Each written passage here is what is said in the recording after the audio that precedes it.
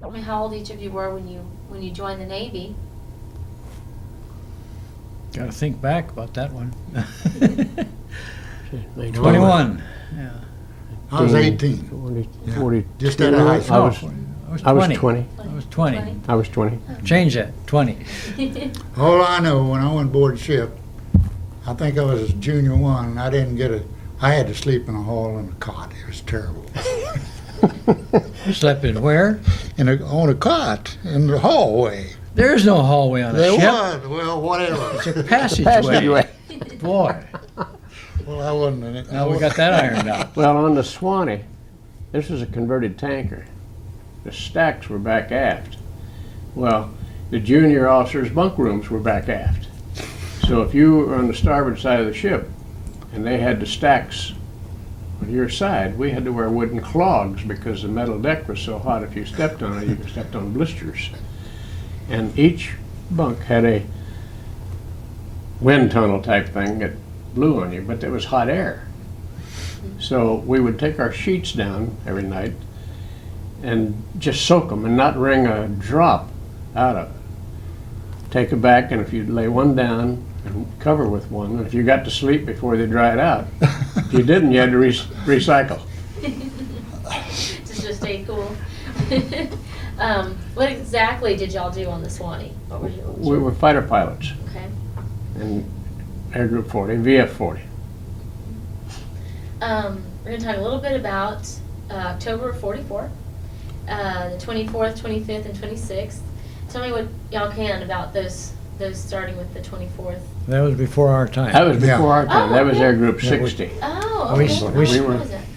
We started with the ship in February of 45. Okay. Okay, and then I was How a about late. those? I was a late comer to that. I came aboard at Okinawa when Okinawa was the fighting at Okinawa started. And I came aboard as a replacement pilot. Oh, okay. Well, tell me about that. Tell me about getting on there afterwards. Well, okay. Sure. Be my guest. We kept losing pilots, but we couldn't get replacement until we lost 6 or 7. We had to lose 6 or 7 pilots before we get replacements, and that's when Rink came out as a member of a team as replacement pilots. As I remember it, wasn't that the way it went? I don't know the details on that one. Well, when we got aboard the Suwannee, they didn't know we were coming. But we were glad to see you. I had a very senior lieutenant that was in charge of this little replacement team. And he got us aboard that carrier, or we'd still be out on Guam or someplace like that. But he got us aboard this carrier, and they didn't know who we were or where we were from or anything. Well, but like I said, and Mitch would go along with this, as we kept losing pilots, we still had the same number of sorties to fly every day. So we were all getting the second 4-hour flight every day. So when we got some help, it did help. Can you tell me about any particular mission that stands out in your mind? Any particular day? Kind of hard to separate them. In fact, I can't even separate the first tour from the second tour. In a way, I was with the squadron in the air group land base in the Solomon Islands in 43. So then on reforming and working with these fellows, we went aboard ship for the next time we were deployed to the Pacific. Well, of course, these gentlemen were there long before I was. But the only really hobbit I remember as being a disaster was the time we tried to go to Japan from the carrier, land on Okinawa, and get gasoline and bombs, and Longino was leading a bunch of airplanes up there, and it was a complete disaster. Well, the disaster being that the weather was not cooperating very much, and we couldn't get to any of the targets in southern Kyushu that we were after. So what was that Corretto that we? There's Marines in there, and a couple of Army P-38s flying. Oh yeah, we had all kinds of airplanes. Yeah. We were flying because flying Hellcats. We were flying intermediate or low cover. We were right over the bombers. We were right with the bombers. And then they had high cover, and the guys in the F4Us dropping, when tanks would run dry, dropping them down right through the whole formations a couple of times. None of them hit. Well, my problem with that flight, I was flying number 7. And that was a gas hog for sure. Well, it was a long flight. I don't know. 5 hours and 35 minutes, I think. Well, if you wouldn't have had to take three wave offs, you'd have got in a little sooner. No, I'm only kidding. How long were y'all on the Suwannee? And you were saying y'all came after the. February to December. February, I left the ship in Okinawa in September to return on a troop transport. We were supposed to be, what were the tours supposed to be? About 5.5 to 6 months. Yeah, normally 6 months. Because our relief was at Guam for quite a while. But the Admiral, we were about to make the push, as I understand it now, a lot better than I did then. We were about to make the invasion of Japan, and the Admiral didn't want new people on board. So our tour was extended long past. And our relief, who was at Guam, they hated it just as bad because their time wasn't starting until they got aboard ship, aboard the carrier. What's it been like to meet again with the men you served with on the Suwannee? Well, it's always a pleasure, of course. That's Have why y'all we gone come to these things. Yeah. Have y'all gone to every reunion? No, you've been to more of them. Yeah, I've been to about 9? 8, I guess, or 9. 9, I Counting think I this one. counted. I've been to I 5. missed 3. The first one we didn't know about, and a couple on the East Coast I didn't make the trip. What was that like? What was the first one like for you? That was great. Lafayette, Louisiana. That was my first, too. Yeah. Lafayette, Louisiana. And we had a good attendance and people we hadn't seen for years and years. You know. I went to the first reunion and where they set the organization up in Tempe, Florida, and there were only 2 pilots there, and that's when I got interested in trying to get Air Group 40 pilots to come Yeah. to this. And at Lafayette, we had 22 people there, which I thought was wonderful. Yeah. Because this was from addresses that were almost 50 years old, no zip codes or anything. And I eventually got a hold of 35 people, and 22 of them showed up. Yeah, my letter got forwarded from the next door neighbor.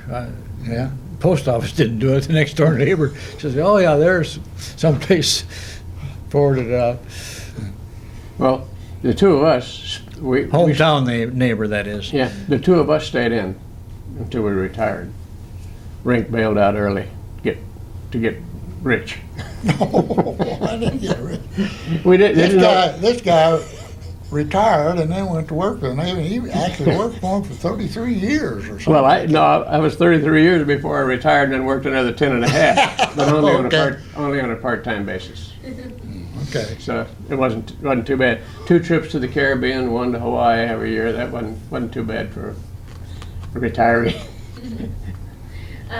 What would you like for people to remember about your service during the war and the service of the men of the Suwannee? Well, that we're still here, for one thing, more than anything else. No, I enjoyed mine. I don't know about the rest of them, but I enjoyed my stay, most of it, much more than my family did, I'm sure. Yeah, it's long absences. Kind of hard. What they used to have, we used to have a saying: make lieutenant commander and get a divorce same time, if you make it that far. But my wife put up with it for the whole time. I thought it was the greatest thing that ever happened to me. I loved it. Well, it was just a great period of my life anyway. I was a naive little kid from Winnie, Texas, little town of 500 people. I graduated in the largest class that had ever graduated to that time, 11. And I was in my 2nd year of college at Sam Houston State when the war broke out. And I lost a little of my naivete, or whatever the word is, running with the bigger boys. But no, it was a good period. It was, I mean, the way that the attack on Pearl Harbor pulled people together. We'll never have a togetherness like that. It's impossible. Again, I believe. Yeah, too many diverse opinions or whatever at this point. The interests are going to be very difficult to Very pull difficult. together. And you can't believe how eager we were to get Yeah. in combat. It's unbelievable, really. What would you like for people to remember about your service? Well, I wanted to be flying from years, very early years, and there were about, over the time of the 1940s, plus or minus, from a little town of 5,000, there were 4 or 5 of us that joined the Navy flying. So it was kind of a peculiar situation in that regard, like you say, percentages being what they are. Mhm. But a lot of people from the Midwest end up in the Navy for some reason or other. But we did our job and enjoyed the work we were doing, what it amounted to. Some of us were, as Marty says, lucky to come home, and some weren't. And we remember a lot of guys that just have to have memories. That's what it amounts to. But where he had looked forward to flying for a long time. I had never been closer than 2 blocks to an airplane when I signed up. We were 5 of us sitting up in the dorm one night, and we knew that we were either going to get in the Army or the Navy or the something. And one of the fellows says, "Let's don't join the Army Air Corps. Everybody's doing that in Texas." So somebody else says, "Well, what are we going to do then?" "Well, let's join the Navy Air Corps." Didn't know they had planes. Yeah, they fly off of boats. Yeah, we didn't know the difference in boats and ships in those days. And so we all agreed, like kids will do. Yeah, oh, sure, that's what we'll do. We'll just go right and get our sign up. Well, it wasn't quite that easy, but all 5 of us did. We all 5 survived the war, and 3 of us stayed till we retired. Amazing. Amazing. Well, thanks for your time. Appreciate it. Good. Thank you very much. Do you have this information here? Probably not. No, I don't. And-